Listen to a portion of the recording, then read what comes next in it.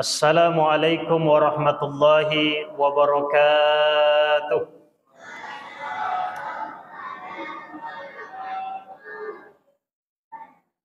Alhamdulillahilladzi farada siyama 'alal mu'minin.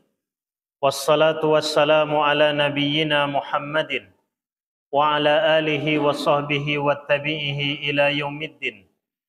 Faqala ta'ala fi kitabihil karim, a'udzu billahi minasyaitonir rajim. Bismillahirrahmanirrahim.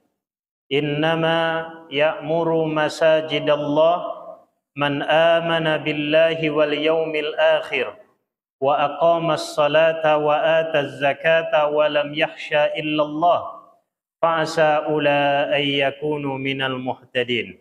Sadaqallahul azim. Bapak Ibu sekalian, ketua masjid serta pengurus yang luar biasa menyiapkan ini dan lain sebagai halnya untuk terselenggaranya kegiatan kita ini, tarawih, kegiatan Ramadan dengan maksimal di malam-malam dan hari-hari Ramadan ini, Bapak Ibu sekalian.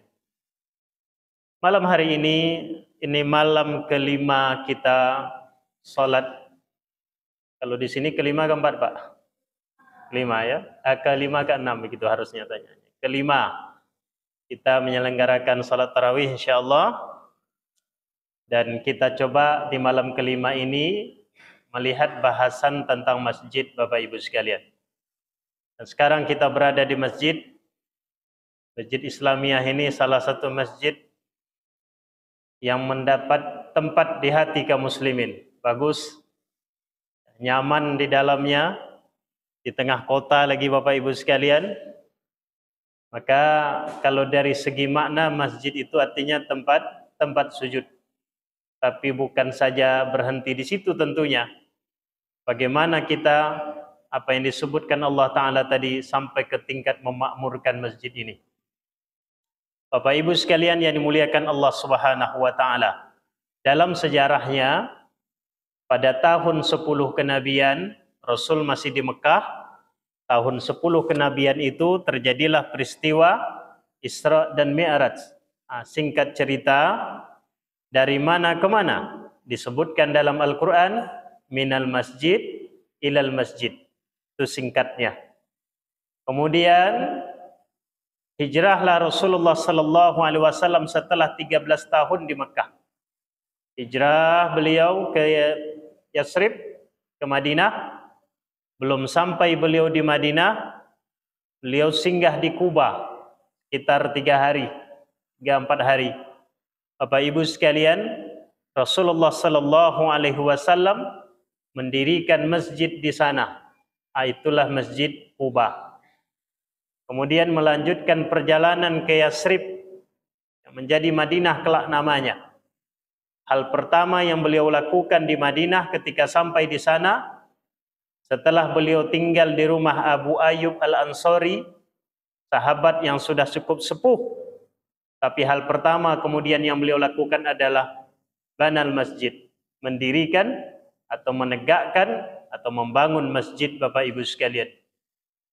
Dari sini tahulah kita jamaah sekalian betapa pentingnya masjid ini bagi umat Islam. Betapa pentingnya masjid ini bagi umat Islam.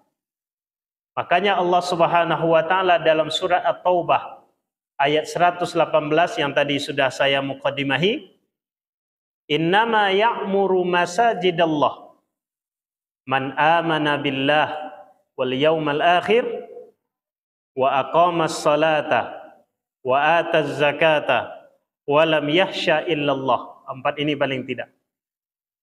Kata Allah Subhanahu wa Ta'ala, innama ya'muru masajidallah, hanya orang-orang yang beriman yang akan memakmurkan masjid ini. Hanya orang-orang yang beriman. Beriman kepada Allah, beriman dengan hari kemudian, hari akhirat. Wa aqamas salah, mereka yang menegakkan salat. Wa ataz zakah, mereka yang menunaikan zakat. Walam yakhsha illallah, yang keempat, mereka tidak takut kecuali hanya kepada Allah Subhanahu wa taala. Inilah yang disebutkan oleh Allah Subhanahu wa taala memakmurkan masjid. Secara umum Bapak Ibu sekalian, memakmurkan masjid itu nanti terbagi kepada dua. Yang pertama, anak ustaz sekalian yang mencatat, secara umum memakmurkan masjid terbagi kepada dua. Yang pertama jamaah sekalian, memakmurkan dalam makna membangun fisik. Nah, ini kulitnya ini sebetulnya, membangun fisik ini kulitnya seperti Masjid Islamiyah ini. Ya, putih, megah sekali. Nah, ini fisik ini. Lipstick tampilan luar. Ibarat wajah ini, ini tampilan luarnya, membangun fisik ini. Tetapi ini bagian dari memakmurkan masjid, Pak Ketua. Ya, serta pengurus yang luar biasa. Makanya dalam hadis Nabi disebut, man bana masjidan lillah, siapa membangun masjid lillah karena Allah Subhanahu wa taala.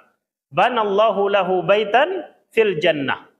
Kelak Allah bangunkan untuk dia rumah fil jannah di surga. Apa mesti sampai tuntas kita bangun sendiri Ustaz? Nah, intinya berpartisipasi dalam membangun masjid itu. Bahkan di hadis lain disebutkan walaupun sebesar telur, kontribusi dia, ikut serta dia, gotong royong dia membangun masjid, lahu hasanah. Baginya nanti di akhirat ada kebaikan Bapak Ibu sekalian. Itu yang pertama, membangun fisik. Yang kedua Bapak Ibu sekalian, jamaah sekalian yang dimuliakan Allah Subhanahu wa taala, ini yang inti dari segala intinya ini. Di luar fisik tadi adalah program. Yang pertama melibatkan masyarakat semuanya. Seperti kita yang masjid ini tadi Pak Ketua menyampaikan RW 05